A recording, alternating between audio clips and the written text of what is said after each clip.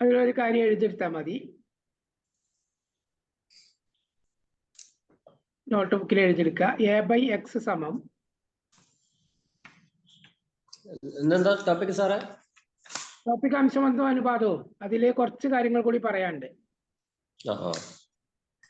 അപ്പൊ അതുകൂടി ഇന്ന് പറയും. a/x സമം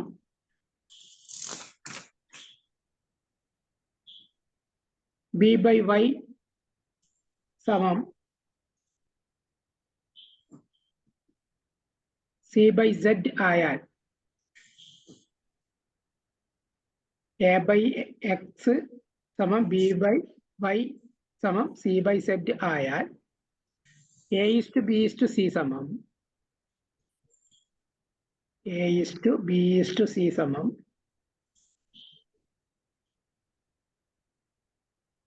x:y:z.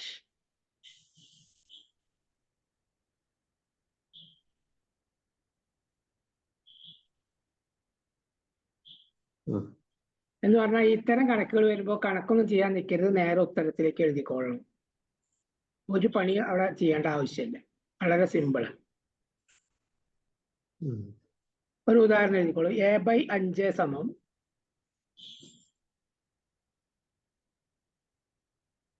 b/4 സമം c/3 ആയാൽ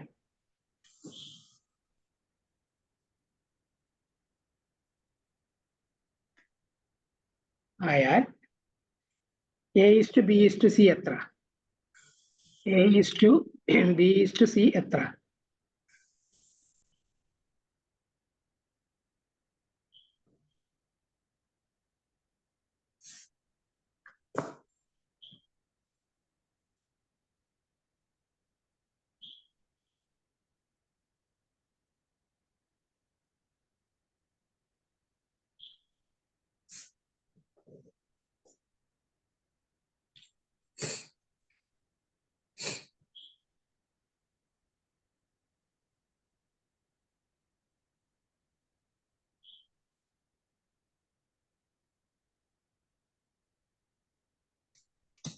ആൻസർ കിട്ടിയില്ലേ?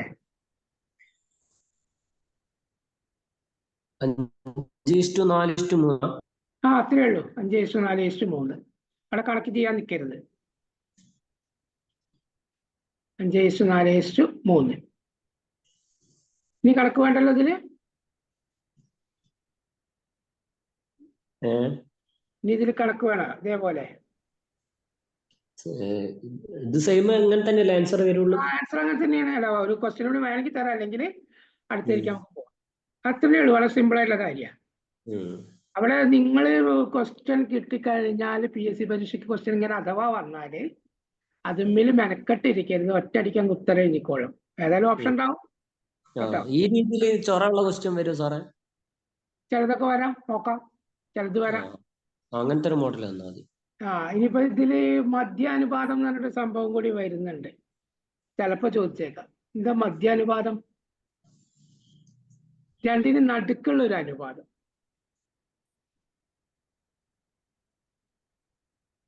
അപ്പൊ അത് എന്താണ് മധ്യാനുപാതം എന്ന് പറഞ്ഞാൽ? രണ്ടിന് നടുക്ക്. ഇപ്പൊ എയും സിയും തന്നിട്ടുണ്ടെങ്കിൽ അതിന്റെ നടുക്ക് ഒരു ബി ഉണ്ടാവും. ആ അനുപാതം എന്താണ്? അത് നമ്മൾ പ്രാക്ടിക്കലായി ചെയ്താലേ നിങ്ങൾക്ക് അത് മനസ്സിലാവുള്ളൂ.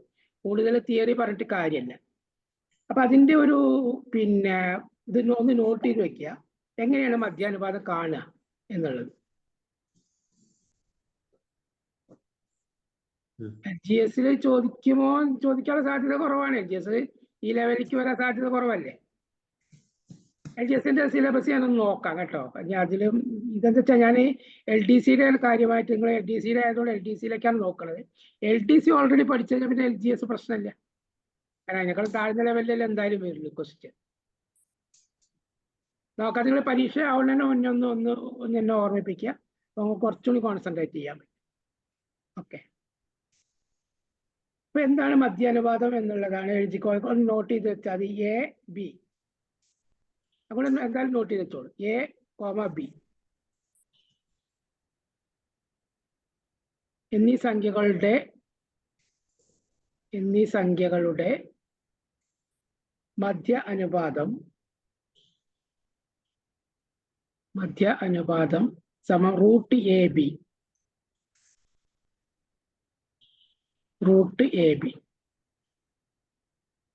എന്ന് പറഞ്ഞാൽ അതിന്റെ അർത്ഥം എയും ബിയും തമ്മിൽ ഗുണിക്കുക, എന്നിട്ട് സ്ക്വയർ റൂട്ട് കണ്ടാൽ അതിന്റെ മധ്യ അനുപാതമായിട്ട് കിട്ടും. അത് നോട്ട് ചെയ്ത് വെച്ചാൽ മതി. ഇനി നമുക്ക് ഒരു കണക്കിലേക്ക് പോകാം. അപ്പോഴാണ് നിങ്ങൾക്ക് കുറച്ചുകൂടി എന്താണ് ഈ മധ്യ അനുപാതം എന്നുള്ളത് മനസ്സിലാവുള്ളൂ. ഇപ്പൊ നമുക്ക് ഏകദേശം ഒരു ധാരണ അവിടെ ഇവിടേക്കുള്ള ഒരു ഐഡിയ ഇപ്പൊ നിങ്ങൾക്ക് കിട്ടിയിട്ടുള്ളൂ. ഇനി കണക്ക് ചെയ്യുമ്പോൾ നിങ്ങൾക്ക് വ്യക്തമായ ഒരു ഐഡിയ കിട്ടും. ചോദ്യം ഇതാണ്: 18,8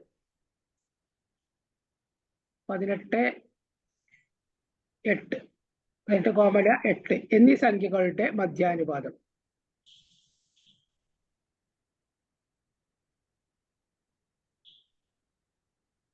എന്നീ സംഖ്യകളുടെ മധ്യ അനുപാതം എന്ന് പറഞ്ഞാൽ രണ്ടിന് നടുക്കുള്ള അനുപാതം ഏതാണ്? എങ്ങനെ കാണണം എന്നാ പറഞ്ഞത് നമ്മള്? രണ്ടുകൂടി ഗുണിച്ചിട്ട് റൂട്ട് കാണാം. അതിന്റെ റൂട്ട് കണ്ടാൽ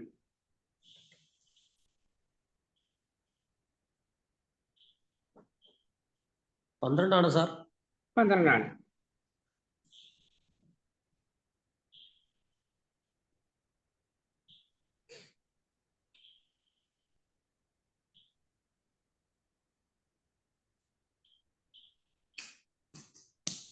ഒന്നല്ല, 18 × 8 എത്ര വരും? 18നെ 8 കൊണ്ട് മൾട്ടിപ്ലൈ ചെയ്യാം. അപ്പൊ എത്ര വരും? 144 അല്ലേ? 18നെ 8 കൊണ്ട് വിളിക്കുമ്പോൾ 144 വരും. അതിന്റെ സ്ക്വയർ റൂട്ട് 12. അപ്പൊ ഇനി നമുക്ക് അതിന് എന്താണ് ഈ മധ്യാനുപാതം എന്നുള്ളത് വ്യക്തമായിട്ട് ഇതിൽ നിന്ന് ഞാൻ പറഞ്ഞത്. ഇതിലൂടെ പറഞ്ഞു തരാണ് എളുപ്പം.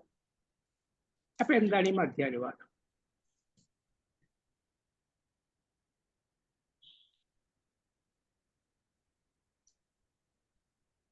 അപ്പൊ നമുക്ക് കിട്ടി ഒരു 12നെ കിട്ടി, എയുടെ സിയുടെ ഇടയിൽ ഒരു ബിനെ കിട്ടി. അപ്പൊ നമുക്കൊന്ന് എഴുതി നോക്കാം. നടുക്ക് വരുന്നത് അപ്പൊ എന്ന് പറഞ്ഞാൽ 18, 12, 8 18, 12, 8 എന്നുള്ളതാണ് അതിന്റെ അനുപാതം വരുന്നത്. എന്ന് പറഞ്ഞാൽ അതിന്റെ അർത്ഥം എന്താണ്? 18 ഈസ് ടു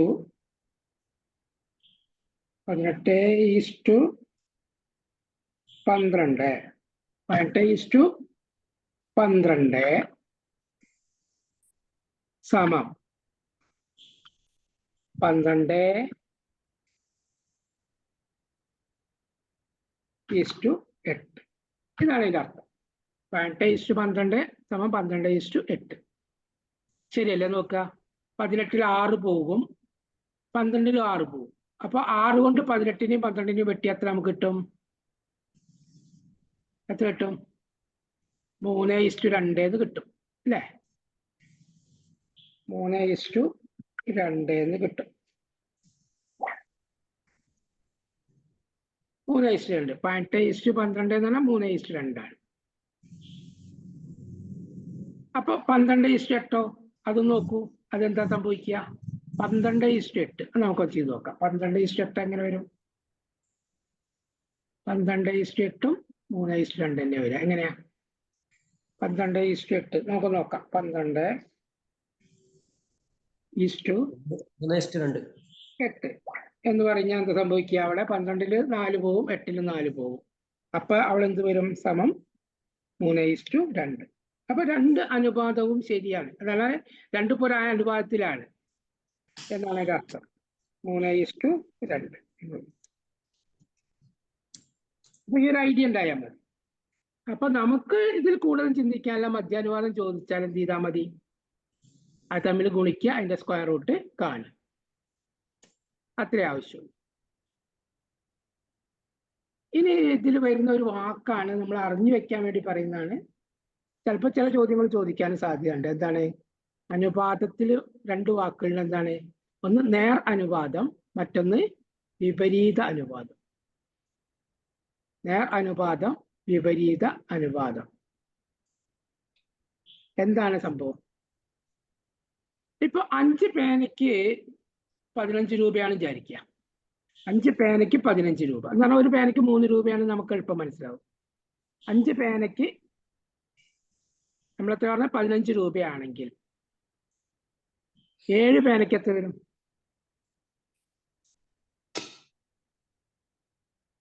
7 പേനയ്ക്ക് 21 രൂപ എന്ന് വരും. അപ്പൊ എന്ത് അതായത് ഇവിടെ പേനയുടെ എണ്ണം കൂടിയപ്പോ എന്ത് സംഭവിച്ചു? പൈസ അവിടെ കൂടി. ഇങ്ങനെ രണ്ടും ഒരുപോലെ കൂടുന്നതിനെയാണ് എന്ത് പറയുന്നത്? നേർ അനുപാതം എന്ന് പറയുന്നത്. നേർ അനുപാതം എന്ന് പറയും രണ്ടും ഒരുപോലെ കൂടണം. ഇഷ്ടംപോലെ ഉദാഹരണങ്ങൾ നിങ്ങൾക്ക് പറയാൻ കഴിയും. അപ്പൊ വിപരീത അനുപാതം എന്താ? വിപരീത അനുപാതം എന്ന് പറയുമ്പോൾ ആദ്യം ഒരു കാര്യത്തെ ഫിക്സ് ചെയ്യാണ്. നിങ്ങൾ ഫിസിക്സിലും കെമിസ്ട്രിയിലൊക്കെ ഉണ്ടാവും, ഒരു കാര്യത്തെയാണ് ഫിക്സ് ചെയ്യും.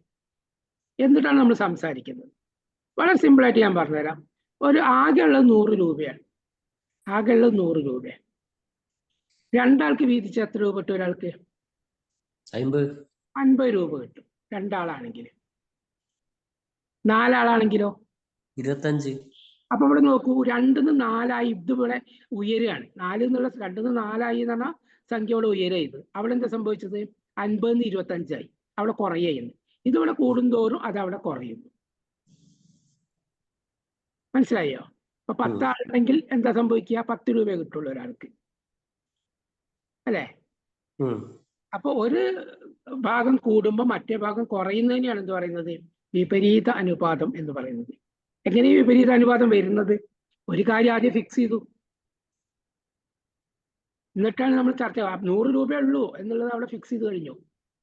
അതിന് മാറ്റം വരും. 100 രൂപയിൽ മാറ്റം വന്നാൽ ഓട്ടോമാറ്റിക് അതിൽ മാറ്റം വരും. അത് ചെയ്യില്ല. ആ 100 എന്നുള്ള ഫിക്സഡ് ആകുന്നു. പിന്നെയാണ് നമ്മൾ ആളുകൾക്ക് വീതിക്കുന്ന കാര്യം പറയുന്നത്. ഇതുപോലെ ഇഷ്ടംപോലെ ഉദാഹരണങ്ങൾ അതിലുണ്ട്. ഇതാണ് ഇതിൽ വരുന്നത്.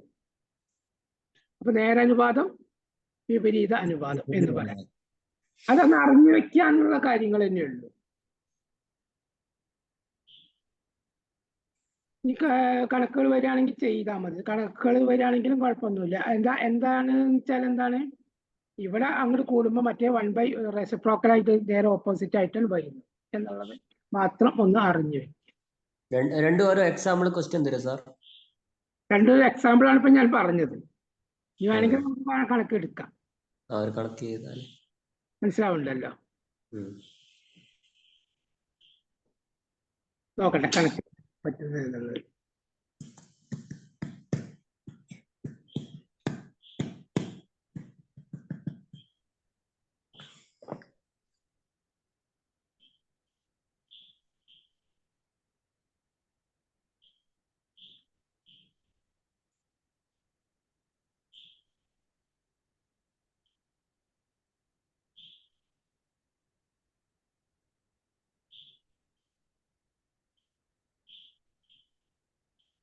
അങ്ങനെ വലിയ കണക്കുകളൊന്നും വരുന്നില്ല. നോക്കട്ടെ.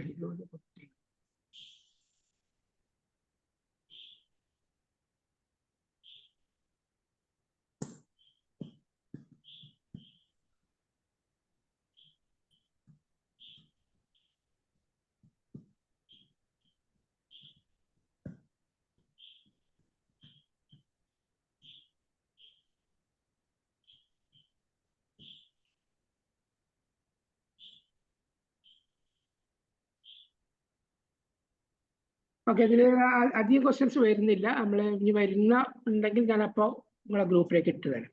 ഇതൊന്ന് അറിഞ്ഞു വെക്കുക എന്നുള്ളത് മാത്രമാണ് അതിൽ ഉദ്ദേശിക്കുന്നുള്ളൂ. നേരാനുപാതം, വിപരീത അനുപാതം എന്താണ് എന്നുള്ളതാണ്. അതായത് ഒന്ന് കൂടുമ്പോൾ മറ്റൊന്നും കൂടുകയാണെങ്കിൽ നേരാനുപാതമാണ്. ഒന്ന് കൂടുമ്പോൾ മറ്റേ കുറയുകയാണെങ്കിൽ അത് വിപരീത അനുപാതം. മർദ്ദം, പ്രഷർ എന്നൊക്കെ പറഞ്ഞ ഒരുപാട് കാര്യങ്ങൾ അതിൽ വരുന്നുണ്ട് അല്ലേ? ചൂട് കൂടുമ്പോൾ സംഭവിക്കുന്ന ഫിസിക്സിലൊക്കെ ഇഷ്ടം പോലെ ഉണ്ട്. നമുക്ക് അതിലേക്കൊന്നും കടക്കണ്ട. അതിലൊക്കെ കടക്കുമ്പോൾ കുറച്ചുകൂടി കോംപ്ലിക്കേഷൻ ആവുകയാണ് ചെയ്യണത്. അപ്പൊ ജസ്റ്റ് ഒന്ന് അറിഞ്ഞു വെച്ചാൽ മതി. ഓക്കെ, ഇനി ഇതിൽ വരുന്ന ഒരു വൃത്തം, സമയത്തിലൊക്കെയായി ബന്ധപ്പെട്ടിട്ട് ചിലപ്പോൾ ചില ചോദ്യങ്ങൾ ചോദിക്കാറുണ്ട്. അത് ഒന്ന് നോട്ട് ചെയ്ത് വെച്ചോളൂ. രണ്ട് വൃത്തങ്ങളുടെ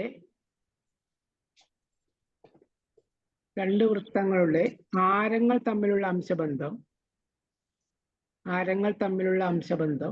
A:B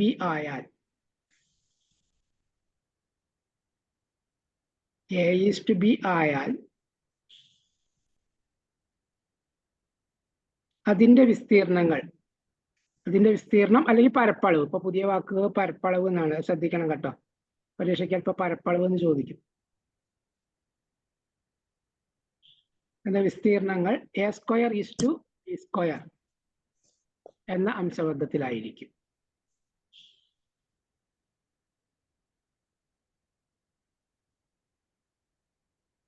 a²b².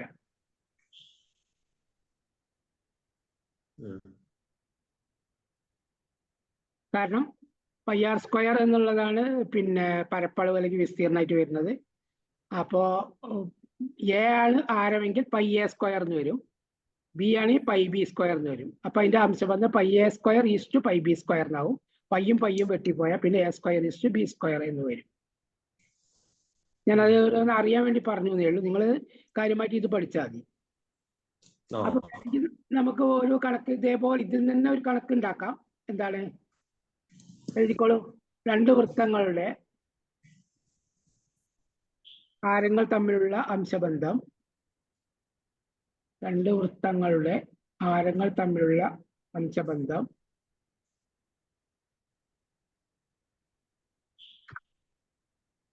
2:3 ആയാൽ 2:3 ആയാൽ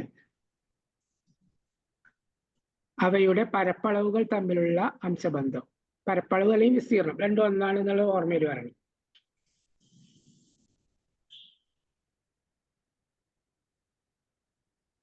പരപ്പളവുകൾ തമ്മിലുള്ള അംശബന്ധം എന്ത്?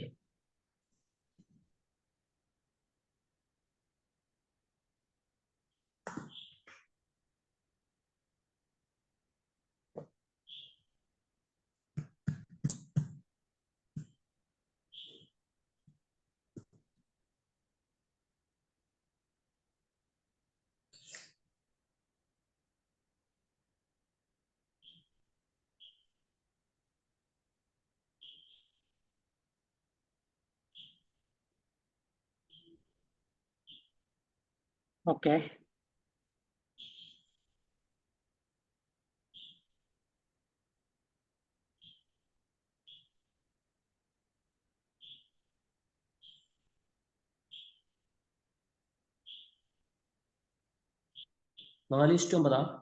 അതെ 4:9. 2നെ സ്ക്വയർ ചെയ്യുക, 3നെ സ്ക്വയർ ചെയ്യുക. ഒരു കണക്കൂടി വേണോ? എഴുതിക്കോളൂ. രണ്ട് വൃത്തങ്ങളുടെ ആരങ്ങൾ തമ്മിലുള്ള അംശബന്ധം 1:5 ആയാൽ 1:5 ആയാൽ പരപ്പളവുകൾ തമ്മിലുള്ള അംശബന്ധം എന്ത്? 1:25. 1:25. Okay, okay. അപ്പൊ ഇത് വന്നാലും നിങ്ങൾ ചെയ്യുമല്ലോ. ഈ മോഡൽ വന്നാൽ ചെയ്യും. ഇനി വരുന്ന സമചതുരങ്ങളുടെ കാര്യത്തിലാണ്. സമചതുരങ്ങളുടെ ആണെങ്കിലോ ഒരു ചോദ്യം അങ്ങനെ, സമചതുരങ്ങളുടെ വശങ്ങൾ തമ്മിലുള്ള അംശം a/b ആയാലോ?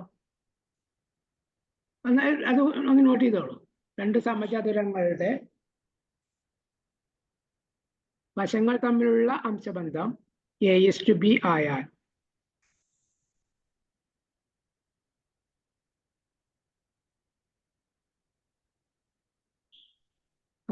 അവയുടെ പരപ്പളവുകൾ തമ്മിലുള്ള അംശബന്ധം എന്താ?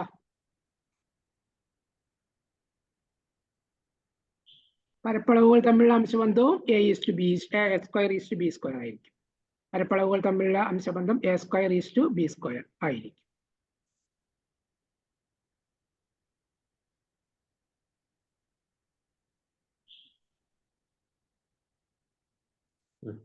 അപ്പൊ അത് വൃത്തത്തിന്റെയും സമചതുരത്തിന്റെ ആയാലും അങ്ങനെ. പക്ഷേ സമചതുരത്തിന് നിങ്ങളെ കുഴപ്പിക്കാൻ വേറൊരു ചോദ്യം ചോദിക്കും. എന്താ?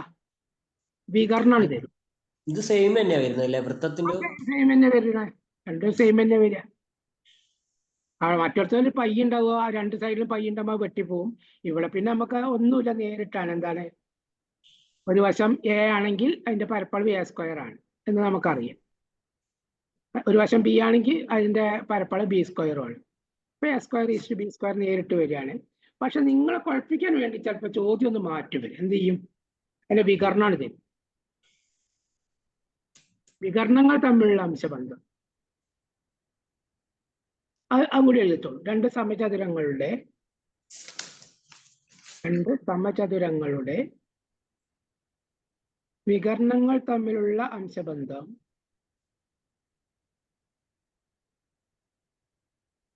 A:B ആയാൽ A:B ആയാൽ അതിന്റെ വിസ്തീർണങ്ങൾ തമ്മിലുള്ള അംശബന്ധം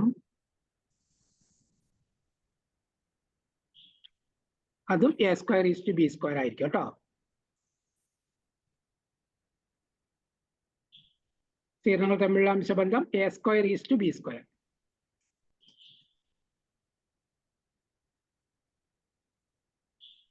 അപ്പൊ അതെന്താ അങ്ങനെ വേണ്ടതെന്ന് വേണമെങ്കിൽ പറഞ്ഞു തരാം. ഒന്നുമില്ല, പിന്നെ ഒരു വശം A ആണെങ്കിൽ വികർണ √2A. ഒരു സ്ക്വയറിന്റെ അല്ലെങ്കിൽ ഒരു സമചതുരത്തിന്റെ ഒരു വശം A ആണെങ്കിൽ അതിന്റെ വികർണം √2A എന്നാണ്. അപ്പോ മറ്റ് സമചതുരത്തിന്റെ ഒരു വശം B ആണെങ്കിൽ അതിന്റെ വികർണം √2B ആണ്. അപ്പൊ അവ ചുറ്റളവ് ചോദിച്ചാലും മാറൂലേ സംഭവം? എന്താണ്? ഈ വിസ്തീർണത്തിന് പകരം ചുറ്റളവ് ചോദിച്ചാല് മാറൂലേ? ചുറ്റളവ് ചോദിച്ചാൽ മാറും. സംശയം എന്താ? ആ ചുറ്റളവ് വെച്ചിട്ടുള്ള ഒന്ന് പറഞ്ഞേ. ഇത് ഒന്ന് പറഞ്ഞുതരാം വേണമെങ്കിൽ. ഇപ്പൊ √2A ആണ്. ഒരു വശം A ആണെങ്കിൽ വികർണം √2A ആണ്. ഒരു വശം B ആണെങ്കിൽ വികർണം √2B ആണ്. അപ്പൊ എന്താ സംഭവിക്കുക? √2A ഈസ് √2B എന്ന് വരും. ആ √2 വെട്ടിപ്പോയി വീണ്ടും എന്താ വരുന്നത്? A:B എന്ന് തന്നെ വരും. ഞാൻ സ്ക്വയർ ചെയ്താലോ? √2A സ്ക്വയർ ചെയ്താൽ 2A² എന്ന് കിട്ടും. √2B സ്ക്വയർ ചെയ്താൽ 2B² എന്ന് കിട്ടും. അപ്പൊ എന്ത് കിട്ടി? 2A² ഈസ് 2B² എന്ന് വരും. രണ്ടും വെട്ടിപ്പോയാൽ അവിടെ എന്ത് വരും? A² ഈസ് B² എന്ന് തന്നെ വരും. അങ്ങനെയാണ് അത് വരുന്നത്. നിങ്ങൾ അറിയാൻ വേണ്ടി പറഞ്ഞു എന്നേ ഉള്ളൂ. അതിൽ വല്ലാതെ മെനക്കണ്ട. നിങ്ങൾക്ക് ആൻസർ ആണല്ലോ കിട്ടേണ്ടത്. അപ്പൊ ഇത് ഒന്ന് ആളാതെ പഠിക്കുക. ഓക്കെ. അപ്പൊ നമ്മള് വൃത്തങ്ങളുടെ ആരങ്ങൾ തമ്മിലുള്ള അംശബന്ധം A:B ആണെങ്കിൽ ചുറ്റളവുകൾ തമ്മിൽ എങ്ങനെയായിരിക്കും? നിങ്ങളൊന്ന് പറയൂ.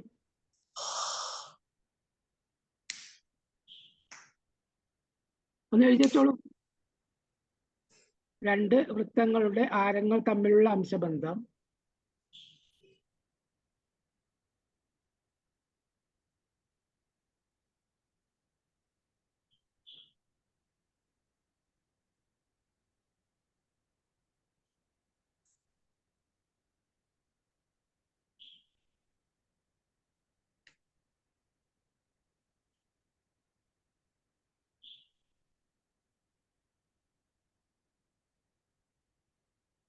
A:B ആയാൽ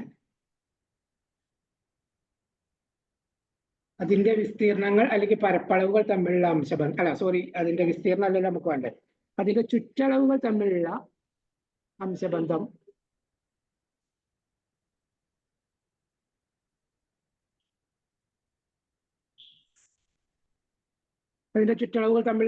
എന്താവും?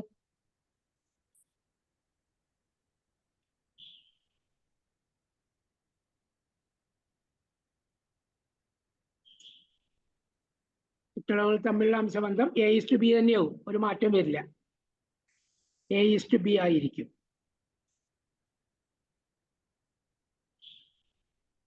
ഒരു മാറ്റം ഉണ്ടാവില്ല.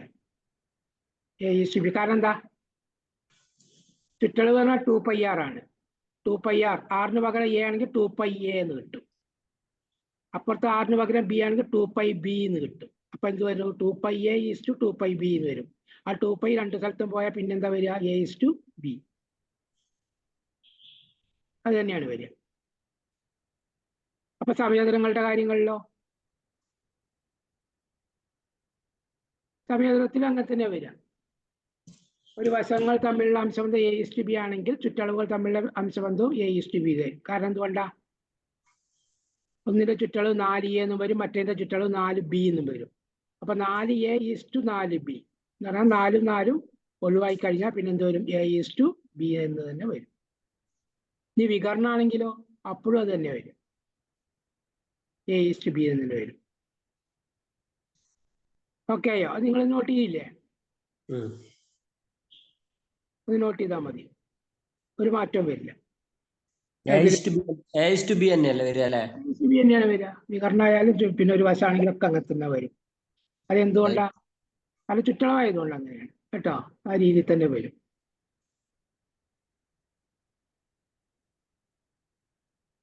ഓക്കെ അല്ലേ? ഓക്കെ ആയിട്ടുണ്ടെങ്കിൽ ഓക്കെ എന്ന് പറയുക. ഇങ്ങനെ 1-2 കണക്കുകൾ കൂടി നമുക്ക് ചെയ്ത് നോക്കാം. ചുറ്റളവും വരുമ്പോ പിന്നെ വിസ്തീർണം വരുമ്പോ ഒക്കെ അങ്ങനെ തന്നെ വരുന്നല്ലേ? വിസ്തീർണം വരുമ്പോ A² വരും, മറ്റേത് A തന്നെ വരും. അതെ. അത് സമചതുരത്തിന്റെ ആവുമ്പോ അങ്ങനെ തന്നെയല്ലേ വരുള്ളൂ?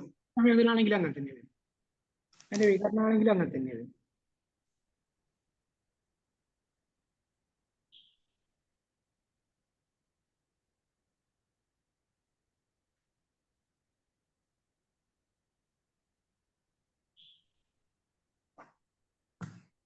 ഓക്കെ.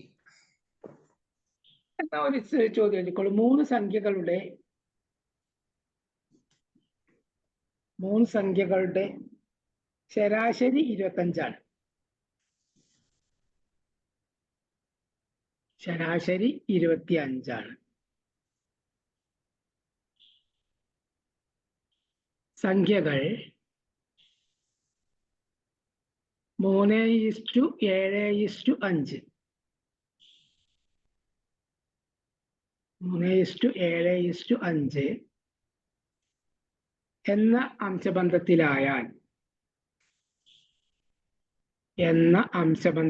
ആയാൽ ഏറ്റവും വലിയ സംഖ്യ ഏത്?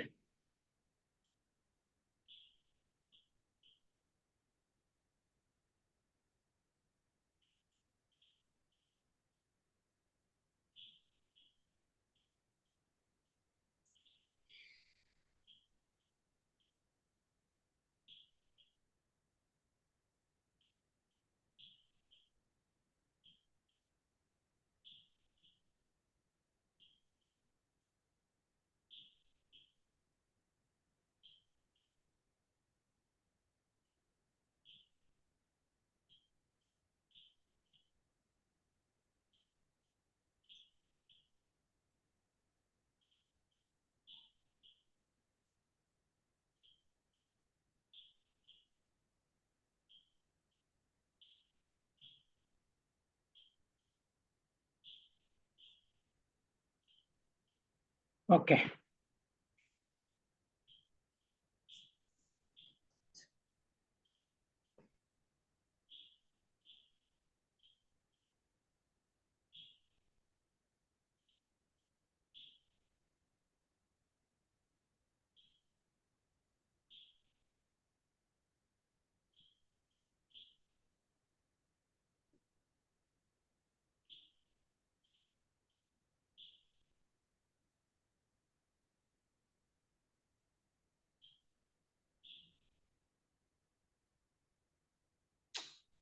കിട്ടിയില്ലാലോ. കിട്ടിയില്ല. ശരാശരി 25ആണ്. ഈ മൂന്ന് സംഖ്യകളും കൂടി കൂട്ടിയാൽ എത്ര കിട്ടും? അത് ആദ്യം കണ്ടുപിടിക്കുക.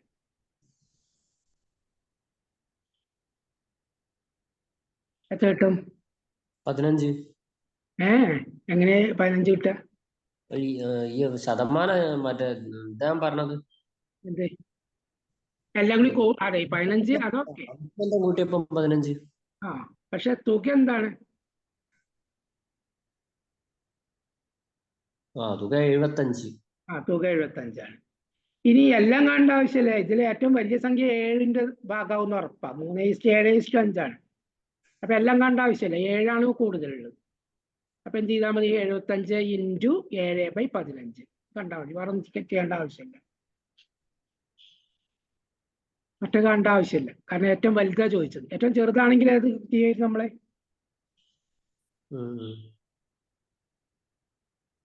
ഏറ്റവും ചെറുത് ചോദിക്കുകയാണെങ്കിൽ നമ്മൾ ഏത് ചെയ്യും?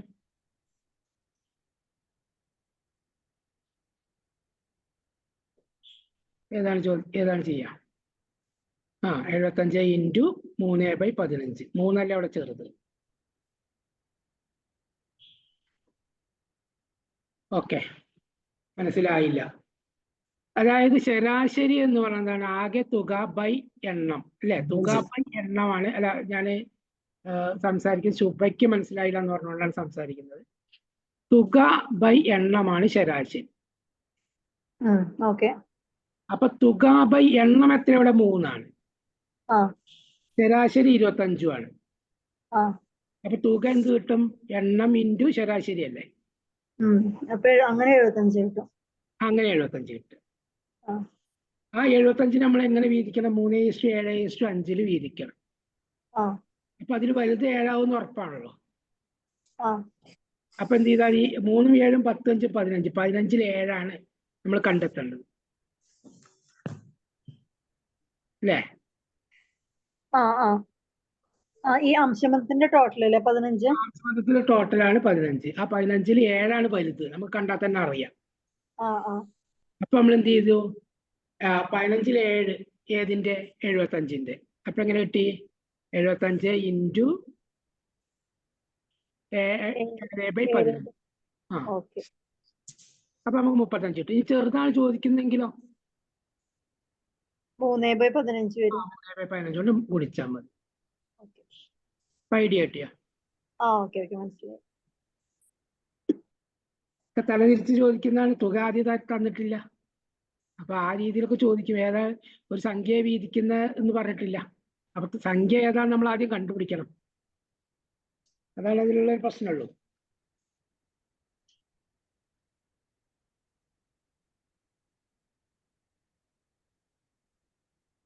ഒരു കണക്ക് നമ്മൾ ഇന്നലെ ചെയ്തതാണെന്നാലും ഒന്നുകൂടി ചെയ്തു പോയിക്കോളൂ.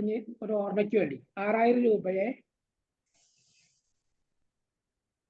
2:3 എന്ന അംശബന്ധത്തിൽ ഭാഗിച്ചാൽ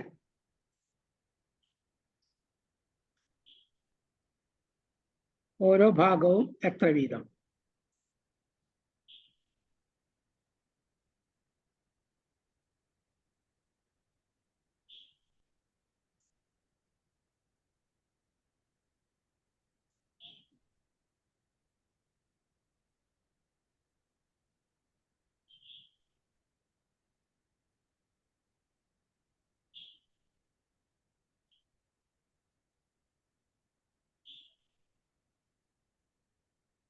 രണ്ടും ഓരോ ഭാഗവും എത്ര വീതം കാണണം.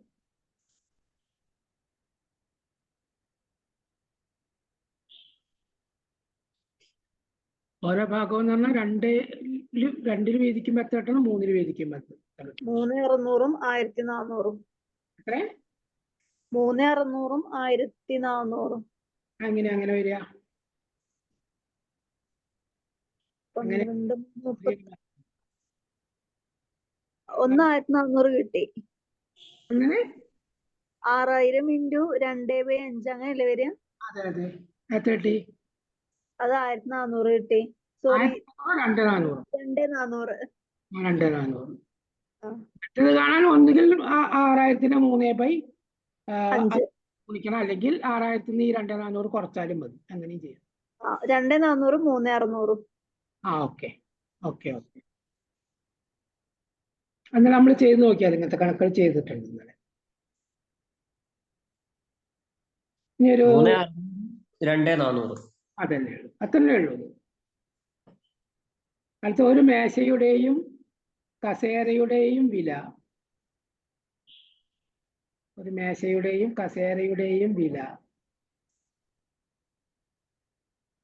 4:1 എന്ന അംശബന്ധത്തിലാണ്.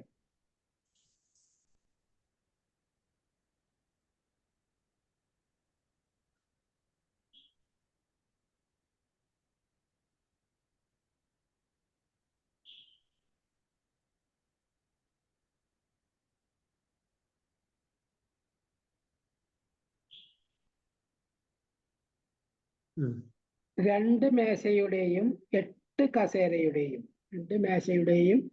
കസേരയുടെയും വില 4000 രൂപ ആയാൽ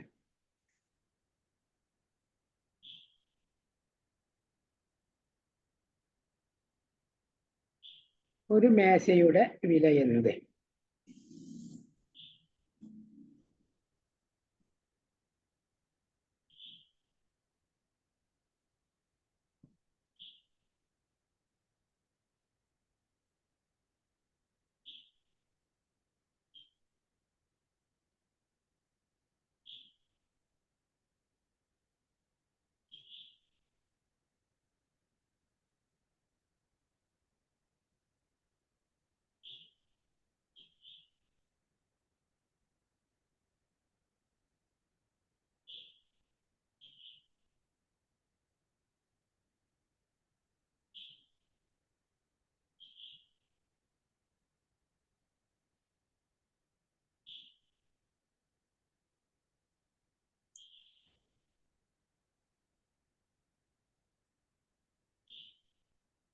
ഒരു മേശയുടെയും കസേരയുടെയും അല്ല പറഞ്ഞ, എത്ര കസേര എന്ന് പറയുന്നില്ലല്ലോ.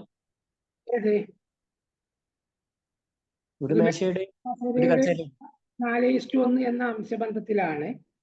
അത് കഴിഞ്ഞ 2 മേശയുടെയും 8 കസേരയുടെയും വില 4000 രൂപയാണ് എന്ന് പറയുന്നുണ്ട്. ഒരു മേശയുടെ വില എന്തെന്നാണ് ചോദിച്ചത്.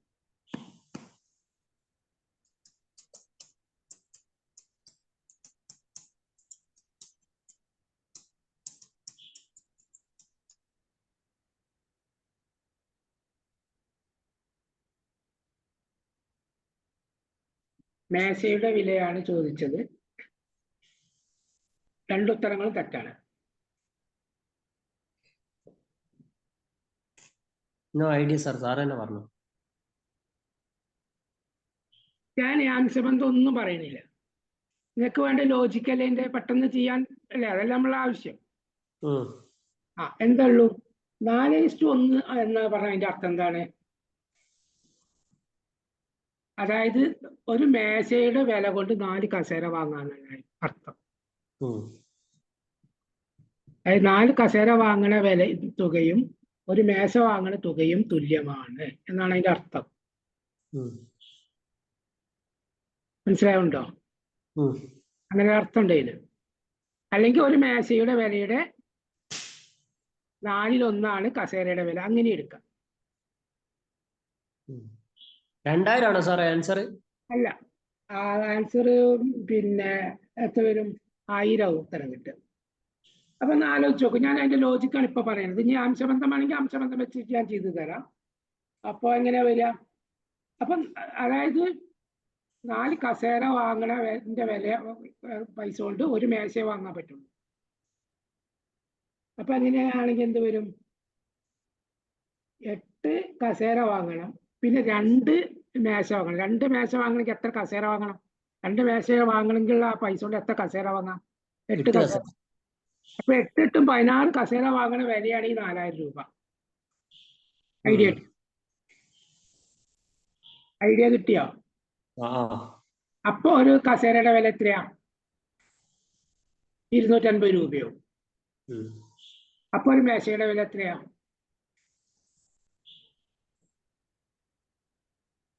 ഒരു മേശയുടെ വില 1000. 250 × 4 1000. അതാണ് ഏറ്റവും എളുപ്പ വഴി. ഇനി അംശബന്ധം വേണമെങ്കിൽ ഞാൻ ഉപയോഗിച്ച് തരാം. എന്താ വേണ്ടത് പറയൂ. പറഞ്ഞു ജസ്റ്റ് ഒന്ന് കേൾക്കാലോ. അപ്പൊ 4:1 എന്ന അംശബന്ധത്തിലാണ് അല്ലെ എന്ന് പറഞ്ഞാൽ തുകയുടെ 4/5 ആണ്, മറ്റേ 5/1 ആണ്. ഓക്കെയോ?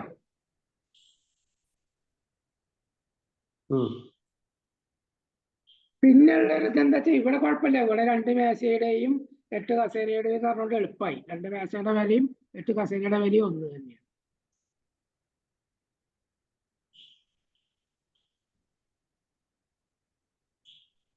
ഓക്കെ. എങ്ങനെ സാർ?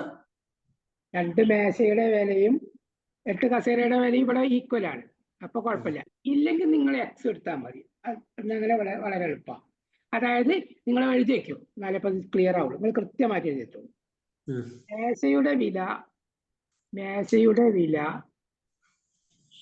നല്ല കണക്ക് ശരിയാവുള്ളൂ. ഞാൻ പറയുന്നതാണ് എഴുതി വെച്ചാൽ 4x. മേശയുടെ വില സമം 4x. കസേരയുടെ വില സമം 1x അല്ലെങ്കിൽ x. ശരിയല്ലേ? 4:1. 2-നെ 4-നെയും x കൊണ്ട് ഗുണിച്ചു, 1-നെ x കൊണ്ട് ഗുണിച്ചു. ഓക്കെയോ? ഓക്കെ. അപ്പൊ ഇനി ഇങ്ങനെ കണക്കൂട്ടുക. മേശയുടെ വില കാണുമ്പോൾ 4x കണക്കൂട്ടണം, കസേരയുടെ വില കണക്കൂട്ടുമ്പോൾ 1x കണക്കൂട്ടണം. ഓക്കെ. അപ്പൊ 2 മേശയുടെ വില എഴുതൂ. 2 മേശയുടെ വില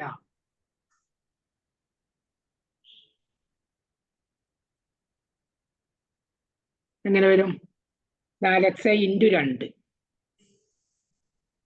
ഒരു മേശയുടെ വില 4x അല്ലേ എടുത്തത്. അപ്പൊ 2 മേശയുടെ വില 4x × 2 സമം 8x.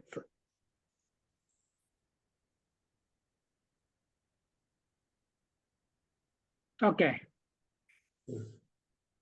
ഇത്രയും പറഞ്ഞത് ഓക്കെ ആണെങ്കിൽ ഓക്കെ എന്ന് ചാറ്റ് ചെയ്യുക, എന്നാലേ അതിന്റെ മുന്നോട്ട് പോകുള്ളൂ. ഓക്കെ, മറ്റുള്ള 2 ആൾ ചാറ്റ് ചെയ്യും. ഓക്കെ ആണെങ്കിൽ ഓക്കെ.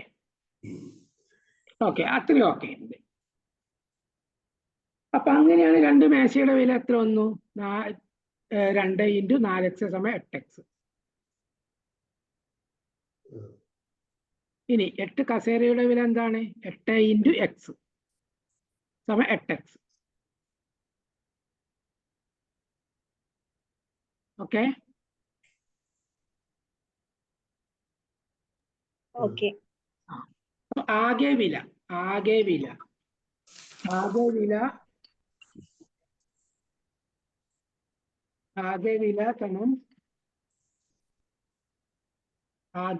സമം എന്ത് വരും? 8x കൂട്ടണം 8x സമം 16x.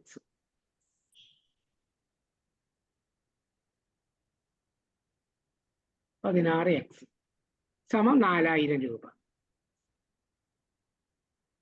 സമം 4000 രൂപ.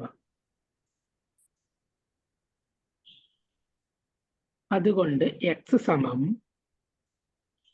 4000 ഹരിക്കണം 16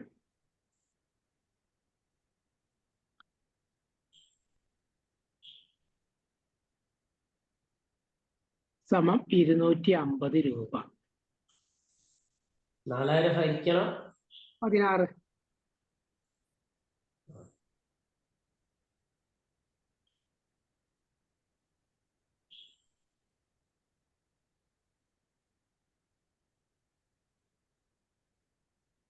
സമം 250 രൂപ.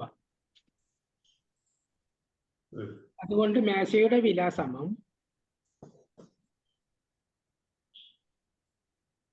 4x സമം 4 × 250 സമം 1000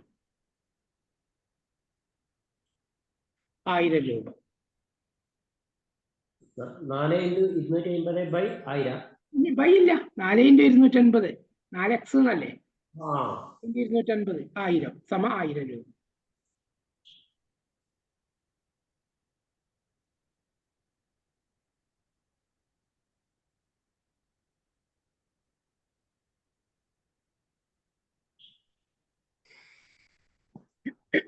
സാർ ഡൗട്ട് ചോദിച്ചോട്ടെ? ചോദിച്ചോളൂ. ഇതിൽ നമ്മൾ നേരത്തെ ചെയ്തിട്ടുള്ള കണക്ക് പോലെ 2 മേശയുടെയും 8 കസേരയുടെയും ടോട്ടൽ 10 എന്ന് എടുത്തിട്ട് അങ്ങനെ ചെയ്യാൻ പറ്റില്ല? പറ്റില്ലല്ലോ, രണ്ട് വിലയല്ലേ? ഒരേ വിലയാണെങ്കിൽ ഓക്കെ. അതെങ്ങനെ പറ്റിയ? ഒരേ വിലയല്ലല്ലോ. ഒരേ വിലയാണെങ്കിൽ ഓക്കെ, നമുക്ക് 2 × 10 എടുക്കാം. ഇത് മേശയുടെ വില ഇതിന്റെ 4 ഇരട്ടിയാണ്, കസേരയുടെ വിലയുടെ 4 ഇരട്ടിയാ. അത് അങ്ങനെ ചെയ്ത സമയത്ത് 3200 800 അങ്ങനെ 4000 ടോട്ടൽ കിട്ടി. അപ്പൊ ഞാൻ അതായിരിക്കും കറക്റ്റ്. അങ്ങനെ അത് തെറ്റാണത്. അതെ, ഈക്വൽ ആണെങ്കിൽ ഓക്കെ, രണ്ടിനും ഒരേ വിലയാണെങ്കിൽ ഓക്കെ. മേശയ്ക്കും കസേരക്കും ഒരേ വിലയാണെങ്കിൽ നമുക്ക് അങ്ങനെ ചെയ്ത് 2 2 അതായത് കസേരയുടെ വിലയുടെ 4 ഇരട്ടി വേണം മേശയ്ക്ക്. 2 വിലയാണെങ്കിൽ ഞാൻ ചെയ്ത് കണക്കില്ല അല്ലേ? അത് ചെയ്യാൻ പറ്റില്ല. ഞാൻ നേരത്തെ പറഞ്ഞത് നമ്മൾ 4 എന്താ പറയാ 2 മേശ എന്ന് പറഞ്ഞാൽ ആ 2 മേശ വാങ്ങണ പൈസ കൊണ്ട് എത്ര കസേര വാങ്ങാം? 8 കസേര വാങ്ങാം.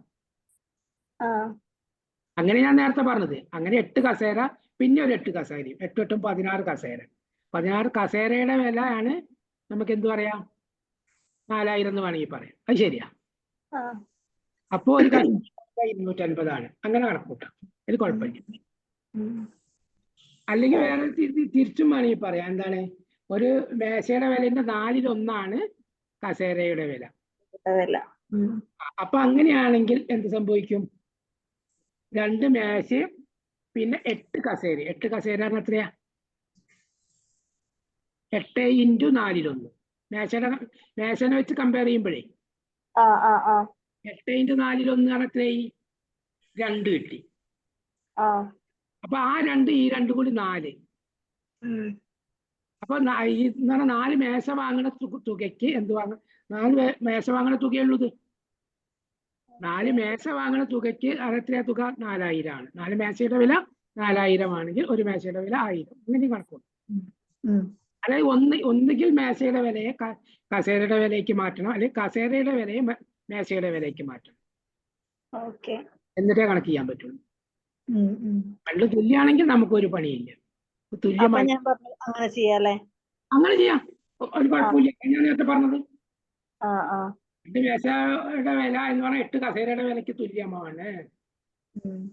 അപ്പൊ നമ്മൾ എന്ത് കണക്കൂട്ടി? 2 മേശയുടെ വിലയും 8 കസേരയുടെ വിലയും പറയുമ്പോൾ 8 8 16 എന്ന് കണക്കൂട്ടും. നേരെ തിരിച്ചും പോവാം. എങ്ങനെ പോവാം? ഒരു മേശയുടെ വിലയുടെ 4/1 കസേരയുടെ വില അല്ലെ? ഒരു മേശയുടെ വിലയുടെ 4/1 കസേരയുടെ വില. അപ്പൊ 8 കസേരയുടെ വില മേശയുടെ വിലയിൽ കമ്പയർ ചെയ്യുമ്പോൾ എന്ത് വരും? 8 × 4/1. അപ്പൊ അത് 2 ആണ്. 2 അപ്പൊ 8 കസേര വാങ്ങാനാണ് അതിന്റെ അർത്ഥം 2 മേശ വാങ്ങാനാണ് വിലയിൽ നോക്കുമ്പോ. അപ്പൊ 2 മേശ ഓൾറെഡി വാങ്ങുന്നുണ്ട്, പിന്നെ 8 കസേരയ്ക്ക് 2 മേശ ചേർക്കാം. അപ്പൊ 4 മേശ. അപ്പൊ 4 മേശയുടെ വില 4000. അപ്പൊ ഒരു മേശയുടെ വില 1000. അങ്ങനെ ചെയ്യാം. ഇങ്ങനെ ചെയ്താൽ 1000 കിട്ടും ആൻസർ.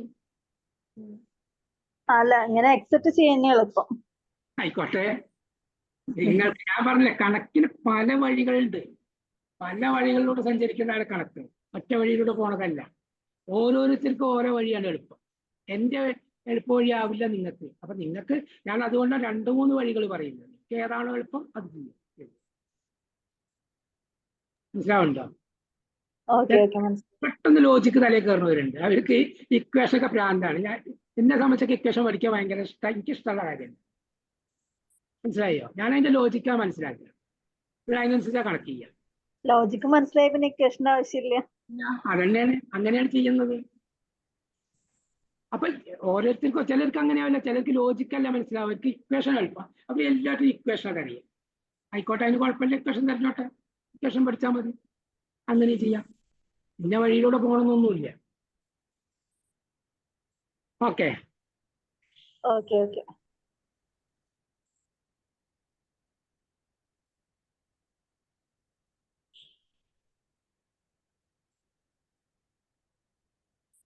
അപ്പൊ ഏകദേശം നമ്മൾ ഈ അംശബന്ധവും അനുപാതവും എന്നുള്ള അധ്യായം ഏകദേശം കവർ ചെയ്തിട്ടുണ്ട്, ടോപ്പിക്ക് കവർ ചെയ്തിട്ടുണ്ട്. നിങ്ങൾ കണക്കുകളൊക്കെ ചെയ്ത് നോക്കുക. നിങ്ങൾ ചെയ്യേണ്ട ഒരു വർക്ക് എന്ന് പറഞ്ഞാൽ എപ്പോഴും പറയുന്നതാണ്, ക്വസ്റ്റ്യൻ പേപ്പറുകളിലൂടെ ഒന്ന് സഞ്ചരിക്കണം. അപ്പൊ നിങ്ങൾ ക്വസ്റ്റ്യൻ പേപ്പർ ഇട്ട് തരികയാണെങ്കിൽ അത് ഞാൻ സൊല്യൂഷൻ ആക്കി തരാം. അപ്പൊ എന്ന് വെച്ചാൽ ഒരു ഹോളിസ്റ്റിക് അപ്രോച്ച് എന്ന് പറയും. മൊത്തത്തിലുള്ളൊരു കാഴ്ചപ്പാട് കിട്ടും. ഒരു ക്വസ്റ്റ്യൻ പേപ്പർ കവർ ചെയ്യുമ്പോൾ നമുക്ക് മൊത്തത്തിലുള്ള ഒരു കാഴ്ചപ്പാട് കിട്ടും, ഒരു പാഠഭാഗത്തിന്റെ മാത്രമല്ല. അപ്പൊ അങ്ങനെ ഉള്ള ക്വസ്റ്റ്യൻ പേപ്പറൊക്കെ ഉണ്ടെങ്കിൽ അതിനനുസരിച്ചൊക്കെ നമുക്ക് മുന്നോട്ട് പോകും. ക്വസ്റ്റ്യൻ പേപ്പറിലെ മാത്സിന്റെ പോർഷൻ മാത്രം സാറിന് വാട്സ്ആപ്പ് ചെയ്താൽ മതി. പോർഷൻ എടുത്തിട്ടാൽ മതി, അപ്പൊ സൗകര്യമായില്ല. അപ്പൊ മാത്രം കവർ ചെയ്താൽ മതിയല്ലോ. അപ്പൊ എന്ന് വെച്ചാൽ നിങ്ങൾക്ക് ഒരു ഹോളിസ്റ്റിക് അപ്രോച്ച് കിട്ടും. പോർഷൻ തീർക്കണേ പോർഷൻ തീർത്തിട്ട് ആയാലും മതി. പരീക്ഷ എടുക്കുന്നതിനനുസരിച്ച് ചെയ്യാം. നിങ്ങളുടെ പരീക്ഷകൾ എന്നാണ് എനിക്കറിയില്ല. നിങ്ങൾ അതൊക്കെ ഗ്രൂപ്പിലിട്ടാൽ ഭയങ്കര സൗകര്യമായി, നമുക്ക് അതിനനുസരിച്ചൊക്കെ മുന്നോട്ട് പോകാൻ പറ്റും. ഏതൊക്കെ പരീക്ഷകളാണ് നിങ്ങൾ എഴുതുന്നതെന്ന് നിങ്ങൾക്ക് അറിയില്ല. ഓരോ ക്വസ്റ്റ്യൻ അടുത്തടുത്ത് നടക്കുന്ന ഓരോ ക്വസ്റ്റ്യൻസ് ഇല്ല, അത് വെച്ചിട്ട് പ്രിപ്പയർ ചെയ്യാം. ആയിക്കോട്ടെ, നിങ്ങൾ ക്വസ്റ്റ്യൻ ഇട്ട് തരികയാണെങ്കിൽ അതിനനുസരിച്ച് ഞാൻ ക്ലിയർ ചെയ്യും. ആയിക്കോട്ടെ. നിങ്ങൾ ഇന്ന പരീക്ഷകൾ എഴുതേണ്ടതാണ് എനിക്ക് സൗകര്യമായി. എത്ര ഗ്യാപ്പ് ഉണ്ടെന്നൊക്കെ നോക്കിയിട്ട് ചെയ്യാൻ പറ്റും. ഇത്ര ദിവസങ്ങളുടെ അതിനനുസരിച്ചൊക്കെ മാറ്റം വരുന്നുണ്ട്. സെപ്റ്റംബറിലാണ് എനിക്ക് വരുന്നത്. LDC സെപ്റ്റംബറിലാണ് വരുന്നത്. ആയിക്കോട്ടെ, അപ്പൊ സമയമുണ്ട് അല്ലേ?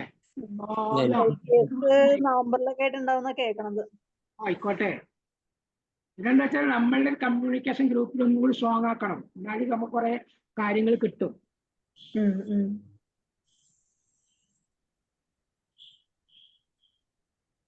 മനസ്സിലാവുണ്ടോ?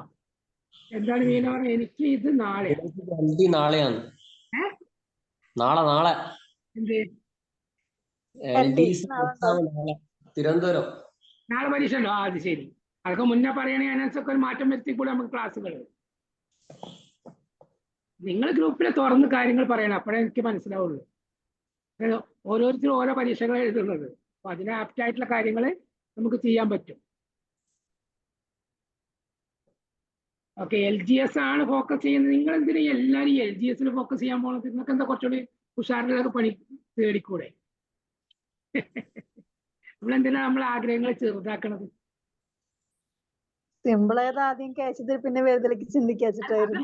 ഓക്കെ, പക്ഷെ അങ്ങനെയല്ലല്ലോ. നമ്മൾ കുറച്ചും കൂടി ഒക്കെ വലുതായി ആഗ്രഹിക്കുക, അതിനിപ്പോ എന്താ കുഴപ്പം?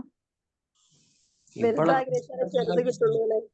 അയ്യാ, നിങ്ങളുടെ ലിമിറ്റിംഗ് ആ. ഞാൻ അതിനെ കുറിച്ചൊക്കെ ഇനിയിപ്പോ വേറെ ക്ലാസ് എടുത്തേണ്ടി വരും, അതാ കുഴപ്പം.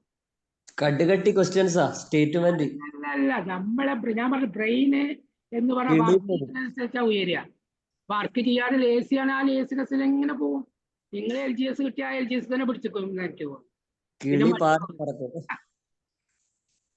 അതിനെ കുറിച്ചൊക്കെ ഞാൻ വേറെ ക്ലാസ് എടുത്തിരുന്നു തോന്നുന്നു. ഞാൻ മോട്ടിവേഷൻ ട്രെയിനിങ് വേറെ എടുക്കേണ്ടി വരും. എന്താണ് ഈ LGSന്റെ എളുപ്പം കണ്ടിട്ടാണ് ഡിഗ്രി കിട്ടിയാൽ ഡിഗ്രി തിരിച്ചു കൊടുക്കാൻ നോക്കുന്നത്. അങ്ങനെയൊന്നും ഇല്ല. നമ്മൾ എന്താ ലിമിറ്റിംഗ് ബിലീഫ് എന്നൊക്കെ തുടങ്ങേണ്ടി വരും ഇനി അങ്ങനെ പോയാൽ. ഓക്കെ, ഞാൻ അതിനെ കുറിച്ച് പറഞ്ഞപ്പോൾ നമ്മൾ കണക്കാണല്ലോ എടുക്കുന്നത്, മാത്സിലേക്ക് തന്നെയാണ് വരുന്നത്. നിങ്ങളെ കൂടുതൽ കാര്യങ്ങൾ പറയുക, ഷെയർ ചെയ്യുക ഗ്രൂപ്പിൽ. അപ്പൊ അതിനനുസരിച്ചൊക്കെ ഞാൻ മാറ്റം വരുത്തി തരാം. ഒരു ദിവസം ഞങ്ങൾക്ക് മോട്ടിവേഷൻ ക്ലാസ് തന്നെ സാറേ. ഒന്നോ രണ്ടൊക്കെ തരാം, അതൊന്നും വിഷയമല്ല. പക്ഷെ അതൊക്കെ നിങ്ങൾ തുറന്ന് പറയണേ, അവിടെയല്ല പ്രശ്നം. ഇത് ഗ്രൂപ്പിൽ എന്തെങ്കിലും ചോദ്യം ഇട്ടാ കഴിഞ്ഞാൽ ഒരാൾക്ക് മറുപടി പോലും ഇല്ല. അതാണ്. അത് ഒന്ന് ശ്രദ്ധിക്കുക. ഓക്കെ, അപ്പൊ തൽക്കാലം ഇന്നത്തെ ക്ലാസ് ഇവിടെ അവസാനിപ്പിക്കുകയാണ്. Thank you for your corporation. Okay, thank you. Sir, good night. Good night.